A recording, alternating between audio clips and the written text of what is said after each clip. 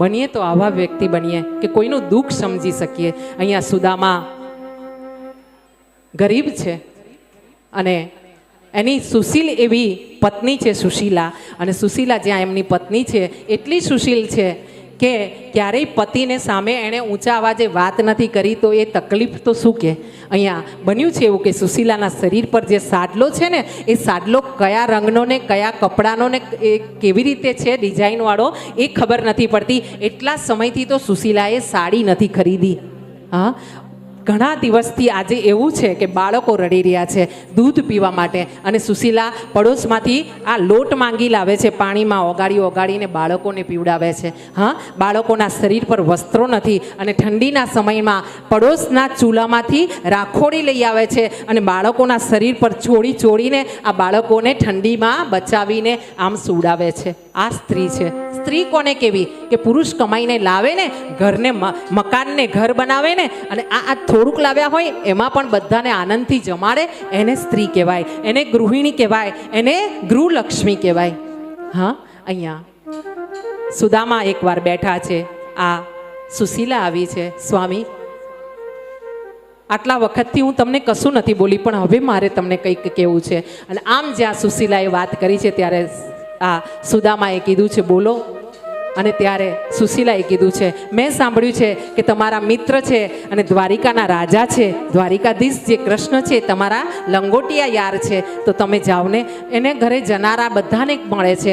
એકવાર કૃષ્ણના દરવાજે જેણે હાથ લાંબો કર્યો ને એને જિંદગીમાં ક્યાંય પછી જોવાનું નથી રહેતું, આવું બધા કહે છે. તો તમારો તો મિત્ર છે, તમે જાઓ ને, કંઈક લઈને આવો ને. અત્યાર સુધી મેં મારા માટે નથી માંગ્યું, પણ પ્રભુ હવે આ બાળકોની ભૂખ મારાથી જોવાતી નથી, હવે મારા બાળકોને મારી નજર સામે મરતા હું ન જોઈ શકું. આમ જ્યાં સુશીલાએ કીધું છે ત્યાં સુદામા ઊભા થયા છે લાકડીના ટેકે. જર્જર એવું શરીર થઈ ગયું છે ભૂખને કારણે.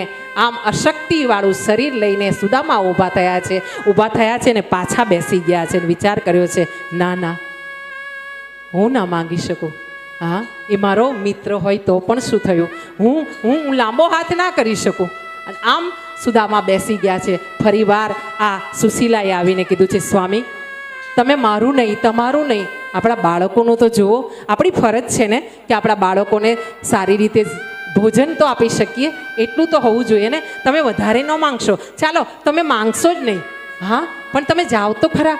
આટલા વખતથી તમારા મિત્રને તમે નથી મળ્યા, સાદીપણીના આશ્રમમાં મળ્યા હતા, પછી નથી મળ્યા. જાઓ ને, કશું માંગતા નહીં, કશું બોલતા નહીં, તમારી તકલીફ ના કહેશો, પણ જઈને તમારા મિત્રને મળી તો આવો.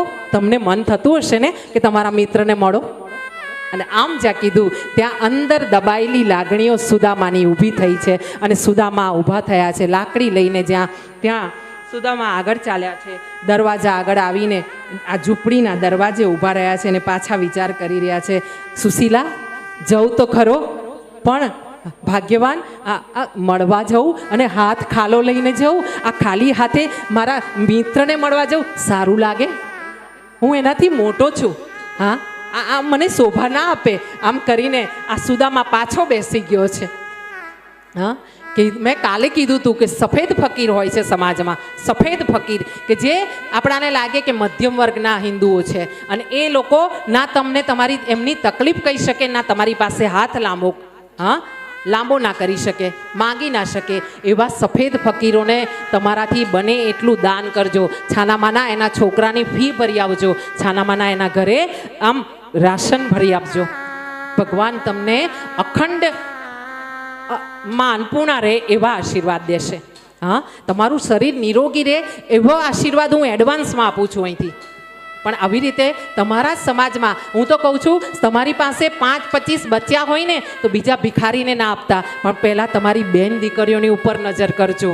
જો તમારી બેન દીકરીઓને કંઈક ઓછું પડતું હોય ને બાળકો ભણાવવામાં, જીવવામાં, તો એને મદદ કરજો. તમારી બેન સગી બહેનોને બરાબર હોય ને જીવન, તમારી પાસે 5-25 વધારે હોય ને તમારી માસીની, કાકીની દીકરીઓની સામે જોજો. એને તકલીફ હોય ને એને પહેલાં આપજો. હા, નહીતર ભગવાન રાજી નહીં રહે. કરોડોપતિ હશો ને તો 5-10 વર્ષ સુધી ખાટલામાં ને નળીઓ નાખીને જીવવું પડશે. હા, તમારી પાસે હશે ને તમે નહીં આપો તો. હા, અહીંયા સુદામા ફરી બેઠા છે. સુશીલાએ પાછા સમજાવ્યા છે, માંગવાનું નથી, તમે જાઓ, માંગ્યા વગર જ આરામથી તમે મળીને આવતા રહેજો. હું તમને મળવાનું નથી કહેતી સ્વામી, તમે તમારા મિત્રને મળીને આવો. હા, આમ સુશીલાએ જ્યાં કીધું છે, સુદામા ચાલ્યા છે. ત્યાં સુદામાને રોકીને કીધું છે, તમે કહેતા હતા ને કે કંઈક લઈને જાઓ, 5 મિનિટ ઊભા રહો, થોડીક ક્ષણો રાહ જુઓ, હું હમણાં આવું છું. સુશીલાને પૂછ્યું સુદામાએ, ક્યાં જાય છે? ત્યારે સુશીલાએ કીધું, આવું છું સ્વામી, થોડી વાર માટે ઊભા રહો. હા, સુશીલા દોડતી બગલમાં ગઈ છે પડોશણોને ત્યાં અને બધાને જઈને કીધું છે, મને થોડાક ચોખા આપો ને. આજે પહેલી વાર સુદામાની પત્ની પડોશમાં માંગવા ગઈ છે અને જ્યાં આવી આ ભૂદેવી માંગવા નીકળી છે અને ઘણા સમયથી પડોશીઓને તો ખબર જ હોય ને કે પડોશમાં શું ચાલી રહ્યું છે. આ તો બધું ધ્યાન પડોશીઓ રાખે જ એકબીજાનું કે કોના ઘરમાં ક્યાં ખાડો છે, ભલે ખાડો પૂરવા ના જાય. હા, ચીર ખેંચવાના બધાને આદત છે, સાડી ખેંચવી, પાલવ ખેંચવો એ બધાને આદત છે, પણ કોઈના માથે ચૂંદડી ઓઢાડવી ને એની આદત આપણા હિન્દુઓને હજુ નથી પડી. હા, નહીતર બીજા ધર્મોમાં એવી સ્કીમો નીકળે છે, તમે હિન્દુ ધર્મની દીકરીઓને પરણી લાવો, તમને કરોડ રૂપિયા આપીશું, ઘર આપીશું, બંગલા આપીશું, ગાડી આપીશું. આ સ્કીમો નીકળે છે. શા માટે? હિન્દુ તમારામાં એકતા ઓછી છે એટલે આ બધા ધંધા થઈ રહ્યા છે. હા, નહીતર કોની માની હિંમત છે કે હિન્દુની સામે આંગળી કરી શકે? આપણે હિન્દુઓ કેટલા બધા રસ્તે જો માથાકૂટ થઈ હોય ને તો હિન્દુની થઈ હોય ને તો હિન્દુઓ દોડી જાય. આપણે શું, આપણી જોડે થોડું થયું છે? આપણા ઘરમાં થોડી તકલીફ છે? હા, આ રીતે હિન્દુઓ વિચારે છે. સમજજો, એની ત્યાં થયું છે ને તકલીફ, કાલે તમારા ઘરે થઈ શકે છે અને ત્યારે બધા એ જ વિચારશે કે એના ઘરે તકલીફ છે, મારા ઘરે નથી. હા, સમજજો, તમારામાંથી એક વ્યક્તિ પણ સમજશે ને તો આ ભાગવતની કથા સફળ થઈ સમજવી. હા, અહીંયા સુદામાની પત્ની માંગવા ગયા છે. પહેલી વાર ભૂદેવીને લાંબો હાથ કરતા જોઈને આ પડોશની સ્ત્રીઓએ આમ મુઠ્ઠી ચોખા આપ્યા છે.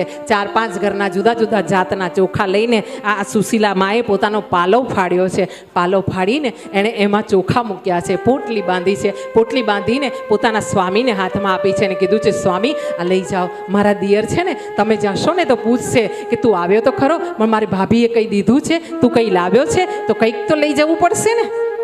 આમ સુદામા ચાલ્યા છે. સુદામા ચાલતા ચાલતા આગળ ચાલ્યા છે ને એક જગ્યાએ આ ભૂખને કારણે ત્રસ્ત થયેલો, અશક્ત થયેલો એવો બ્રાહ્મણ, આ ગરીબ બ્રાહ્મણ, અને હું તમને કહું છું જ્યાં આ શબ્દ વપરાયો છે ગરીબ બ્રાહ્મણ, હું કહું છું બ્રાહ્મણ પંડિત ભૂદેવ ક્યારેય ગરીબ હોઈ જ ના શકે, કારણ કે એની પાસે જે વિદ્યા છે, એની પાસે જે અંદરનું આત્મબળ છે ને એ જ એની શક્તિ છે, એનાથી જ એની કિંમત છે.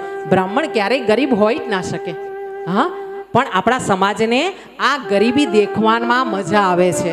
બ્રાહ્મણોની ગરીબી જોવામાં સમાજને મજા આવે છે. જે ભૂદેવ કાયમ કર્મકાંડ કરતો, જે ભૂદેવ કાયમ યજ્ઞ કરતો, જે ભૂદેવ સારા કાર્ય કરીને સમાજની બધી જ જાતિઓને આશીર્વાદ આપતો અને એ આશીર્વાદથી બધી જાતિ સુખેથી રહેતી, એવો યુગ હતો એક વખત. અને એ યુગ ગયો કેમ? કારણ કે ભૂદેવોનું જીવનની ઇજ્જતથી રહેવાની સગવડ બધા સમાજે કરી નહીં. તમે ભૂદેવોને જોઈતી દક્ષિણાઓ આપી નથી, આપતા નથી, આપવાના નથી, એટલે ભૂદેવોને નોકરી કરવાનું ચાલુ કરવું પડ્યું છે, ધંધા કરવા પડ્યા છે. હા, નહીતર આજનો ભૂદેવ જો કર્મકાંડ કરે ને અને તમે એના ઘરે તકલીફ લઈને જાઓ ને, ચૂટકીમાં ના કાઢી નાખે તો મને બતાવો. એની પાસે એ વિદ્યા છે.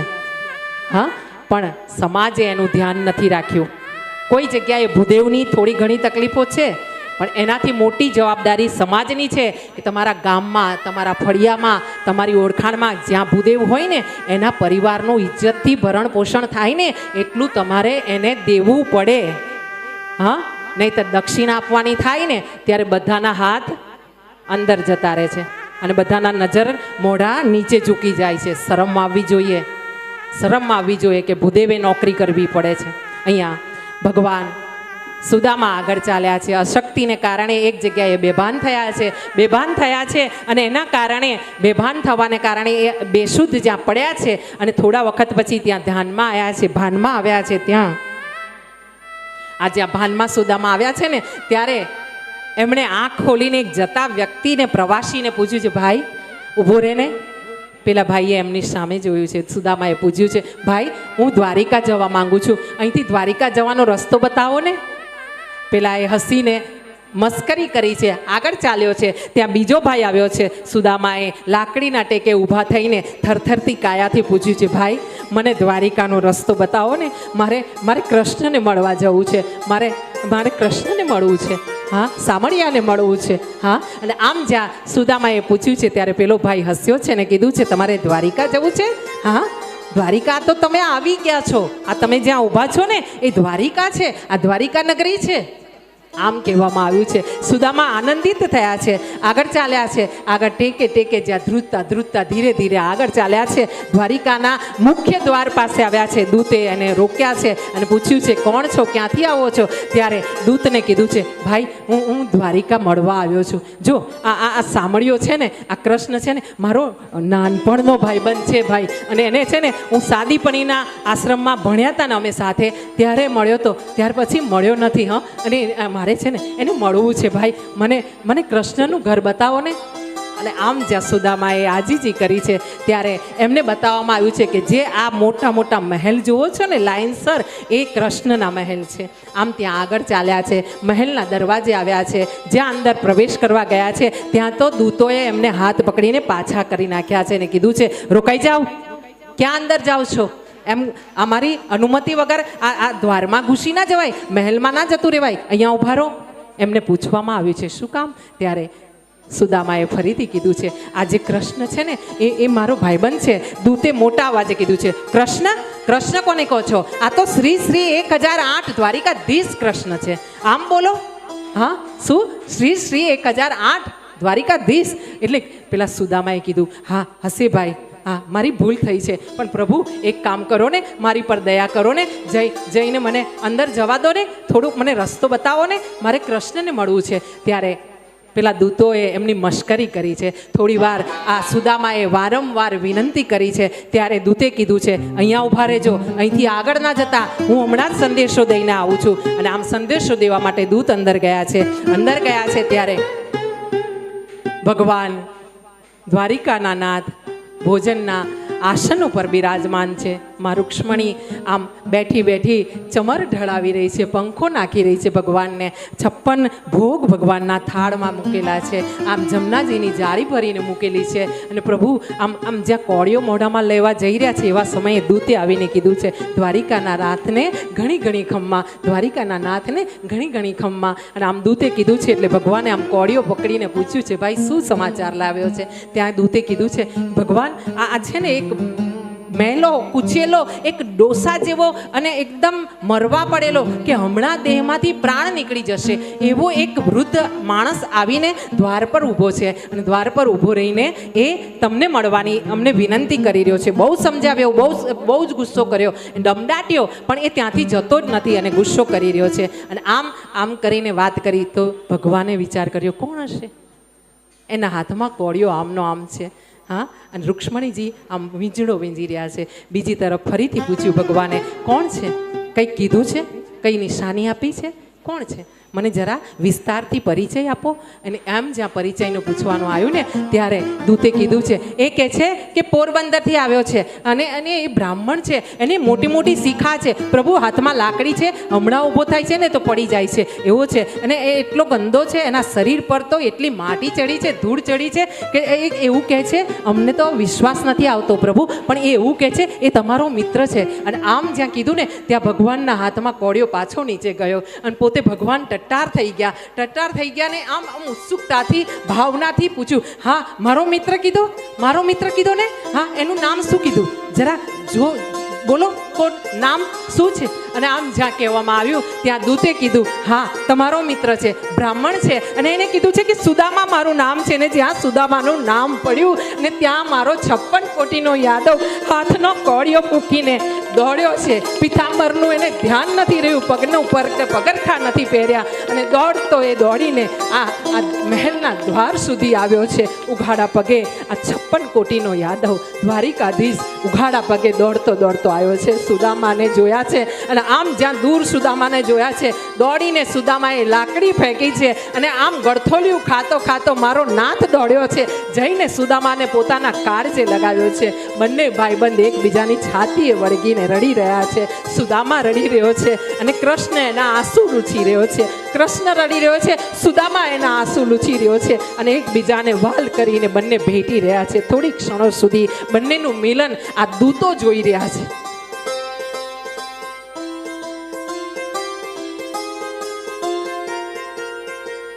બંનેને રડતા જોઈને દૂતોને પણ વિચાર આવ્યો છે કે કોણ હશે. ભગવાને સુદામાનો હાથ પકડ્યો, મહેલમાં લઈ ગયા સુદામાને અને બેસાડ્યા છે. પોતે જ્યાં બેસતા હતા એ સિંહાસન પર બેસવા માટે કીધું છે. સુદામાએ ના પાડી છે, ના તું તો દ્વારિકાધીશ છે, તારા આસન પર મારાથી ના બેસાય, હા મને પાપ લાગે. અને ત્યારે કીધું છે તું ભૂદેવ છે, તું બ્રાહ્મણ છે, તારે તો મારા આસન પર બેસીને મને આશીર્વાદ આપવાના હોય. આમ જ્યાં સિંહાસન પર બેસાડ્યા છે, એક નજર રૂક્ષ્મણી તરફ કરી છે. રૂક્ષ્મણીને જ્યાં નજરથી નજર મળીને ભગવાનની પતિ ને પત્નીનો આ સંબંધ એવો છે કે જ્યાં નજર મળે ને ત્યાં ખબર પડવી જોઈએ કે પતિ શું કહેવા માંગે છે, પત્ની શું કહેવા માંગે છે, નહીંતર એ સંબંધ નકામો. આમ જ્યાં ભગવાને રૂક્ષ્મણીજીની સામે જોયું ને, રૂક્ષ્મણીજી આમ કરીને અંદર ગયા છે. શું? જમનાજીની જાળી ભરવા માટે. અને જમનાજીની જાળી ભરવામાં વાર થઈ છે ને, એવા સમયે ભગવાને પોતાના અશ્રુથી સુદામાના ચરણોને પખાડ્યા છે. પોતાના આ પીળા પીતાંબરને જે ગમછો નાખ્યો હતો ને રેશમી, એનાથી ભગવાને એના ચરણોને આમ સાફ કર્યા છે. પગમાં જે કાંટા અને કાંકરા વાગ્યા હતા એ કાઢ્યા છે અને પૂછ્યું છે, અલા મિત્ર, તને યાદ છે આપણે પોરબંદરમાં સાદીપણીના આશ્રમમાં ભણતા હતા? હા. પછી સાવડીઓજી બોલિયા તને સાંભળે રે, હારી બાળપણાની પ્રીત મને કેમ વિસરે રે. આપણ બે સાથે ભણ્યા તને સાંભળે રે, હાજી સાદીપની ઋષિને ત્યાં મને કેમ વિસરે રે. બંને મિત્રો રડતા જાય છે, એકબીજાને પૂછતા જાય છે, તને યાદ છે આપણે ચણા ખાધા હતા? તને યાદ છે વરસાદ પડ્યો હતો? તને યાદ છે આપણે આમ ભણતા હતા? આમ છે ગુરુ માતા ગુરુ, આ બધા તને યાદ છે? બધી વાતો થઈ છે. ભગવાને સ્નાન કરાવીને પીળા પીતાંબરને વસ્ત્રો આપ્યા છે. રેશમી પોતાના વસ્ત્રો જ્યાં એમને હાથમાં આપ્યા છે ત્યાં સુદામા નવા વસ્ત્રો ધારણ કરીને જમવા બેઠા છે. ભગવાન પોતે જ પંખો લઈને સુદામાની સામે ઊભા છે, બેઠા છે ને ભગવાને એને ભોજનના કોળિયા ભરાવીને જમાડ્યો છે. આમ જમાડીને જ્યાં ઊભા કર્યા છે ત્યાં પોતે જે ઢોલિયામાં પોઢતા હતા ને એ રેશમી ગાડલાને ચાદર ઢાળીને ભગવાને એમાં આ સુદામાને સુવડાવ્યો છે. સુવડાવીને જ્યાં સવાર પડી છે ને ત્યાં સુદામા ઉઠ્યો છે અને જ્યાં પોતાના કાર્યથી એ પરવાર્યો છે ને ત્યાં ભગવાને પૂછ્યું છે, હા તું આવ્યો તો ખરો, પણ મારી ભાભીએ કંઈક મોકલ્યું તો હશે ને? તે કીધું કે લગ્ન કરી લીધા છે. આ બાજુ સુદામાએ પૂછ્યું, તે પણ લગ્ન કર્યા હશે ને મિત્ર? એટલે ભગવાને હસીને કીધું, મારા લગ્ન તો તું થોડા દિવસ અહીંયા રહેશે ને તો તને ખબર પડશે. હા કે 16,108 ને લઈને બેઠો છે. હા, અને આ બાજુ સુદામાને પૂછવામાં આવ્યું, એણે કીધું તારી ભાભી છે, મારા લગ્ન થયા છે, નાના તારા ભત્રીજા ને ભત્રીજી પણ છે. હા, બધા આનંદમાં છે, તને યાદ કીધી છે, જય શ્રી કૃષ્ણ કીધા છે. આમ જ્યાં કીધું છે ત્યાં કીધું કે તો તારે તો જવું પડશે ને.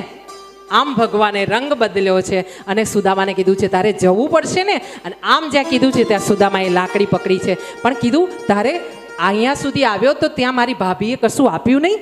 અને ત્યાં સુદામાએ પોટલી સંતાડી છે બગલમાં અને આ ભગવાન જોઈ ગયા છે. ભગવાને એ પોટલી ખેંચીને લઈ લીધી છે. એમાંથી તાંદુલ હતા, શેકેલા ચોખા, એ ભગવાને આરોગવા માંડ્યા છે. પહેલી મુઠ્ઠી જે આરોગી છે ને ત્યારે ત્રણેય ભુવનનું રાજ આ સુદામાને આપી દીધું છે. બીજી મુઠ્ઠી આરોગવા ગયા છે ને ત્યાં રૂક્ષ્મણીજીએ હાથ પકડ્યો છે અને કીધું છે, પ્રભુ હા ત્રણેય લોકનું રાજ્ય તમે એને વૈભવ ને ઐશ્વર્ય તમે આપી દીધું, વાંધો નથી. શું આ બીજી ને ત્રીજી મુઠ્ઠીમાં અમને પણ આપી દેવું છે? હા, આમ થોડું ચાલશે. તમે શાંતિ રાખો અને આ પ્રસાદ અમને પણ આપો. આમ રૂક્ષ્મણીજીએ પ્રસાદ લીધો છે, આગળ ચાલ્યા છે. સુદામા કીધું કે હવે હું રજા લઉં છું. આમ સુદામાને વડાવવા માટે ભગવાન દ્વાર સુધી આવ્યા છે. દ્વાર સુધી જ્યાં ભગવાન આવ્યા છે સુદામાને વિદાય કરવા માટે, ત્યાં સુદામાને ફરીથી રોક્યો છે. અરે મિત્ર, રોકાઈ જા, મારે થોડું કામ છે. સુદામાને આનંદ થયો કે આટલે દૂરથી ચાલીને આવ્યો છું ને એટલે મારો મિત્ર હજુ એક દિવસ મને રોકી લેશે. પણ કૃષ્ણએ કીધું, મિત્ર, રાત્રે જે કપડાં પહેર્યા હતા ને તે એ મારા છે, કાઢી નાખ. હા, એમ કરીને એના કપડાં કઢાવ્યા છે. જે ફાટેલા તૂટેલા ધોતી ને ગમછો હતા ને એ આપ્યા છે અને એ લઈને સુદામાને પહેરાવ્યા છે. અને પછી સુદામા નીકળ્યો છે. દ્વાર સુધી સુદામા ગયો છે. પાછું વળતો વળતો કૃષ્ણને આમ, હું જાઉં છું હો, આવજે, હું જાઉં છું આ ભાઈબંધ મિત્ર, હું જાઉં છું હો, એમ કરતાં કરતાં સુદામા ગયા છે. અને સુદામા જ્યાં આગળ ચાલ્યા છે ને ત્યાં વિચાર કરે છે, આટલે સુધી આવ્યો પણ મિત્રને ખબર ના પડી મારી તકલીફની, અને છેલ્લે જતાં મારા વસ્ત્ર પણ ઉતારી લીધા. આ મિત્ર શું થયું આને? આ કેવો હતો કૃષ્ણને, કેવો થઈ ગયો? હા, દ્વારિકાનો રાજા બન્યો એટલે એ થોડો બદલાઈ ગયો છે, હશે મારું નસીબ. અને આમ કરીને સજ્જન વ્યક્તિ હોય ને એમ કે સતી હોય ને, સતી કોઈ દી શ્રાપ દે નહીં, અને સંખણી હોય ને એના શ્રાપ કોઈ દી ફળે નહીં. સારી વ્યક્તિ હોય કોઈ દિવસ કોઈનું ખરાબ ઈચ્છે જ નહીં, અને ખરાબ હોય એ ઈચ્છે ને એ ફળે નહીં. અહીંયા સુદામા ઘરે આવ્યા છે. ઘરે આવ્યા છે ને જ્યાં સુદામા ત્યાં એમની ઝૂંપડી આગળ આંટો મારી રહ્યા છે કે મારી ઝૂંપડી ક્યાં જતી રહી? હા, આ એક જ રાતમાં ઝૂંપડી ઉપડી ગઈ. આમ વિચાર કરીને જ્યાં લાકડીના ચેકે ટેકે ચાલી રહ્યા છે ત્યાં તો એમના બાળકોએ એ મહેલ એક જ હતો એની અટારીમાંથી જોયા છે. અને જોયા છે એટલે એમની માને બોલાવીને લાયા સુશીલાને કે બાપુ નીચે છે. અને આમ સુશીલાએ નીચે જોયા છે અને બૂમ પાડી છે, સ્વામી, સ્વામી ઉપર જુઓ, હું ઉપર અહીંયા ઝરૂખામાં, આ બાજુ જુઓ સ્વામી. અને ત્યાં આ સુદામાએ ઉપર નજર કરી છે. અને આ સુશીલાએ 16 શણગાર સજ્યા છે. રત્નો અને સુવર્ણથી લદાયેલી સુશીલા છે, એટલે સુદામા એને ઓળખી નથી શક્યા. બીજી તરફ સુશીલા નીચે દોડતી આવી છે. આરતીનો થાળ લઈને સુદામાની આરતી ઉતારી છે. અને ત્યારે સુદામાને ખબર પડી છે કે ઓહો, આ તો મારા ધર્મપત્ની છે, આ સુશીલા છે. અને આ વૈભવ જોઈને આજે સુદામાએ ફરીથી કૃષ્ણને આશીર્વાદ દીધા છે. એના હૃદયને ટાઢક વળી છે અને વિચાર કર્યો છે કે જેણે માંગ્યા વગર આપ્યું છે ને એની તો જય જયકાર હો. હા, અને એટલે હું તમને બધાને કહું છું, વારે વારે 7 દિવસથી 1000 વાર 7 દિવસમાં મેં કીધું હશે શું કે તમે કૃષ્ણને માનજો. કળિયુગમાં કૃષ્ણની ભક્તિ જેવી સરળ ભક્તિ ક્યાંય નથી. કૃષ્ણનું નામ લેજો, ઉઠતા બેસતા ખાતા પીતા લેજો. જરૂરી નથી કે એક આસન પર લો. હા, તમે એક આસન પર બેસીને નામ લેશો, મંદિરમાં એની સામે બેસીને આસન લેશો, તમારા ઘરના મંદિરની સામે બેસીને આસન પર બેસીને લેશો તો એ અનુષ્ઠાન થશે, એનું ફળ તમને ડબલ મળશે. પણ ચાલતા ફરતા બી મારા વાલાનું નામ લેશો ને તો આ એ છે ને કે તમે એકવાર હૃદયથી પોકાર કરશો ને દુનિયાના કોઈ ખૂણેથી, તો એ જ્યાં હશે ને ત્યાંથી દોડતો આવશે ને તમારો હાથ પકડશે, તમારો બેડો પાર કરશે. આવો, અહીંયા સન્માનની વિધિનો સમય થયો છે તો થોડો સમય એને આપીશું. ફરી પાછા આપણે કથામાં પ્રવેશ કરીશું.